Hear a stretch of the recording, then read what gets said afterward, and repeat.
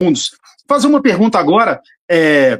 Vamos contextualizar, vou fazer dentro da pergunta, dentro de uma pergunta várias, né? O Jigoro Kano, ele realmente negligenciava, ele era contra a luta de solo? A primeira pergunta.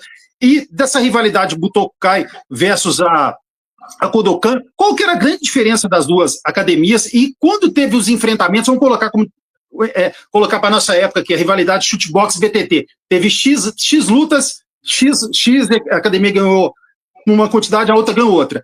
Quem que ganhou mais quando teve duelo? E quando a Budokan venceu, a Kodokan venceu, ela venceu alguma vez alguém da Butokai por finalização?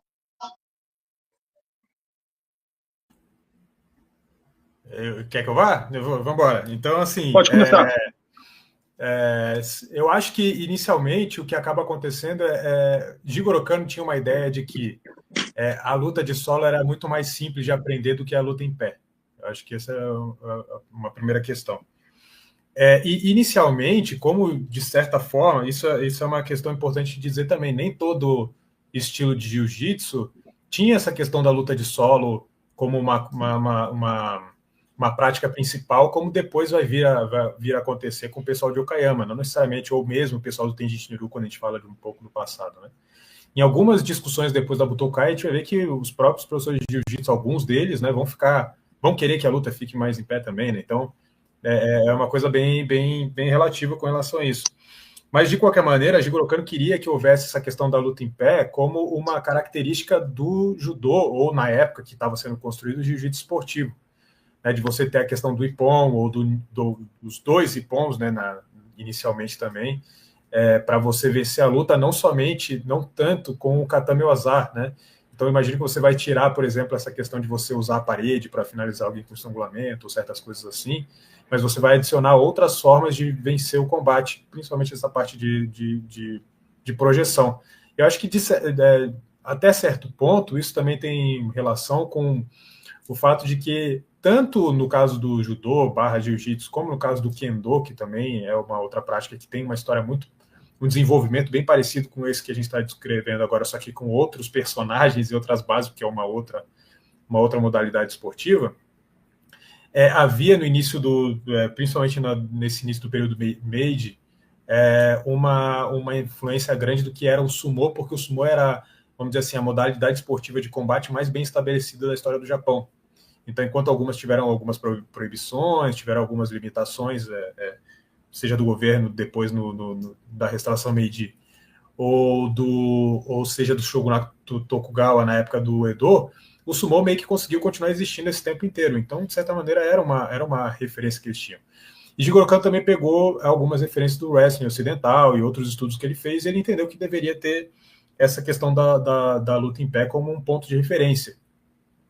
Existe um texto dele que ele vai dizer o seguinte, principalmente na parte do desenvolvimento pedagógico, é importante que se inicie mais com a luta em pé do que a luta no solo, porque posteriormente, aí na visão dele, a gente poderia discutir aqui se a visão dele é correta ou não, principalmente, talvez, a gente também tem que pensar numa questão de anacronismo, né? Se a gente fazer essa análise agora faz sentido com o desenvolvimento atual da luta no solo e como a gente assiste a luta no solo hoje, como ele assistia na época dele. Mas dentro da perspectiva dele na época, a ideia era que a luta de solo era mais fácil de aprender do que a luta em pé. E, de certa maneira, isso é um pouco o que acontece com o Kosen Judô, porque, veja, o Kosen Judô ele nasce pela dificuldade que algumas escolas tinham de disputar o judô contra outras escolas que tinham mais tradição no judô, justamente porque demorava muito tempo para você conseguir fazer com que a sua equipe se desenvolvesse em pé ao ponto de conseguir disputar com as escolas mais tradicionais e mais antigas, né? Então, de certa maneira, dentro da perspectiva da época dele, que ele está falando essas coisas, faz algum sentido. Mas sim, Jigoro Kano tinha realmente uma visão de que o ensino deveria começar na luta em pé, de que deveria se dar no mínimo o mesmo peso para a luta em pé, para o ponto na luta em pé, do que para os pontos na luta no chão, e que era a condição essencial do judô que a luta em pé fosse importante, por quê? Por causa da característica de defesa pessoal que tinha o judô e o jiu-jitsu de uma maneira geral. Então, para a questão da defesa pessoal, você tem que saber lutar em pé. Então, há outras questões, mas eu vou resumir nessas aí. No caso da Butokai, a Butokai era mais uma associação do que exatamente uma escola, enquanto a Kodokan era tanto uma associação quanto uma escola. Então, na verdade, a rivalidade que acontece mais da Butokai contra a Kodokan é mais das escolas de jiu-jitsu que fazem parte da Butokai do que da Butokai especificamente, porque quem administrava de fato, por exemplo, a escola de formação de professores da Butokai, ou quem liderava as reuniões para estipular as regras de competição, etc., era a própria Kodokan, era o Jigoro Kano, né? Eram os alunos de Jigoro Kano quem comandava o jiu-jitsu da Butokai, se a gente for colocar assim, né? E a realidade é que muitas dessas lutas aí, com relação à finalização, a realidade é que muitas das lutas no chão, e aí, essa é uma realidade básica simplesmente da época, a maior parte delas acabava em empate. Essa é a verdade. Se a gente for imaginar que muitas lutas acabavam em finalização, isso não ia ser verdade. Inclusive, por que muita gente hoje fala do Tanabe especificamente desse grupo de Okayama?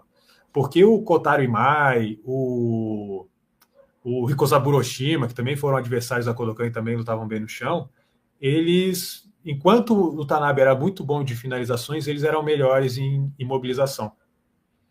Então, por isso que se costuma falar mais do Tanabe, porque o Tanabe é um cara que buscava mais a finalização do que os outros. Por uma característica não do estilo dele, não do Fuseiryu que ele treinava, mas uma característica dele mesmo, como lutador.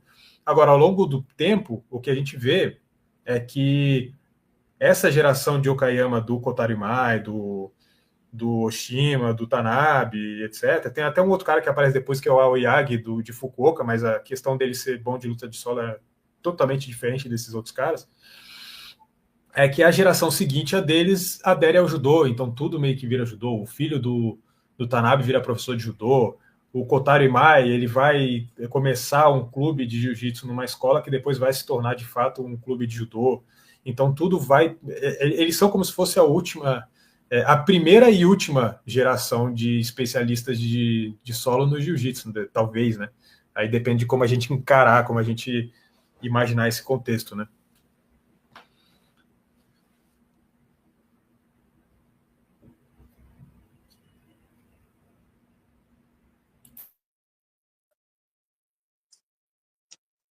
Posso continuar?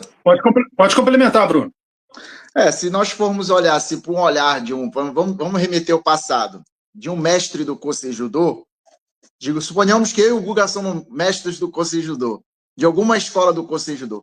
Se nós olharmos com esse viés, vão dizer que o Jigoro Kano sim era contra o Newaza, né? Mas esse é a forma correta de ver? Não, porque justamente uma opinião enviesada de mestres que estavam dentro de um contexto totalmente distinto. Então, qual era o problema do Jigoro Kano? Especificamente falando do Kosei Judô, era a forma, o estilo de prática. Como era o estilo de prática? De puxar para o Newaza. Ou seja, você faz uma forma reducionista de judô, da prática do judô. Imagina o Jigoro Kano, tantos anos aperfeiçoando a luta em pé, a transição das duas fases da luta em pé e solo. Aí chega um jovem judoca estudantil do ensino médio, vai lá e dá uma puxada pro cara e joga para a guarda. Isso... e fica amarrando a luta, propriamente dito, porque inicialmente era isso que acontecia, principalmente quem não era bem graduado, não estava no nível de um capitão. O que é que eles faziam? Eles amarravam a luta, jogavam para a guarda e ficavam lá enrolando 30, 40 minutos. Então, realmente, se nós olharmos pelos olhos do Jigoro Kano, dá para entender a implicância dele com o Kosei Judô em si, entendeu? Então, o Newaza é parte integrante do judô, sempre foi, sempre vai ser. Só que nós temos essa mania de querer usar como padrão o que existe hoje, entendeu? Então a gente comete um erro básico de anacronismo, né? O mesmo, embora o Kosei Judô se assemelha com o jiu-jitsu brasileiro em algumas coisas ali relacionadas ao Newaza, mas por questões de regras são coisas totalmente distintas.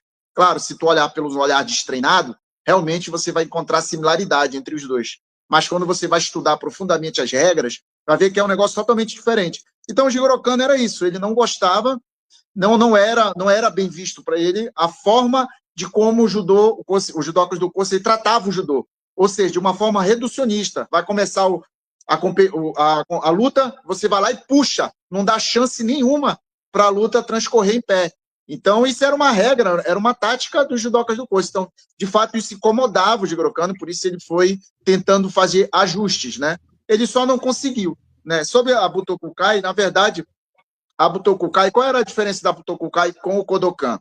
Todo mundo que tinha cargo de importância que presidiu a Butokukai era o do Kodokan. Vamos lá. Quem era o professor-chefe do Busen, que é o Budosei Mogako? Nagaoka, Hajime Isogai, Shataru Tabata e Tami Kurihara. Ou seja, os 4 eram do Kodokan, inclusive todos foram, acho que menos o Tabata chegou a 10º dan, chegou, né? Então, todos atingiram o 10º dan do Kodokan. Então, tudo era Kodokan. O Jigoro Kano presidiu todos os conclaves, todas as mudanças que teve nas regras de competição, que se utilizava o termo Jujutsu, digamos, foi feito pelo Jigoro Kano, entendeu? Então, eu gosto de dizer qual é a diferença. Não existe judô da Butokukai e judô do Kodokan. Tudo é Kodokan. Acontece o quê? Que a Butokukai estava muito próxima do Kosei Judô. Muito próxima, porque o torneio era realizado no dojo principal da organização, o Butokuden. Mas não foi organizado pela Butokukai. Quando houve a briga lá do Jigoro Kano com o pessoal do Kosei Judô, a Butokukai, poucas pessoas sabem, né? Mas a Butokukai acatou o que o Jigoro Kano fez. As mudanças de regras de competição, onde, entre aspas, vamos colocar assim, engessaram o Newaza no judô, naquele período, porque naquela época se praticava muito mais Newaza do que se pratica hoje, as pessoas não imaginam, mas naquela época era muito normal o judoca ser bom em pé e bom no chão. Né? A gente pode citar vários exemplos aqui, vários. Então, assim, basicamente é só isso, entendeu? Mas tudo é Kodokan Judô. A Butokukai, ela se aproximava do Kosei Judô, portanto, tinha gente ligada ao Kosei Judô, mas é basicamente só isso. São questões de visão de judô ali que era um pouco diferente, digamos. Mas tudo era Kodokan, sempre foi. Todos os movimentos de mudança no judô, a Butokukai seguiu em conjunto com o Kodokan. Então, basicamente é isso. Não há diferença nenhuma.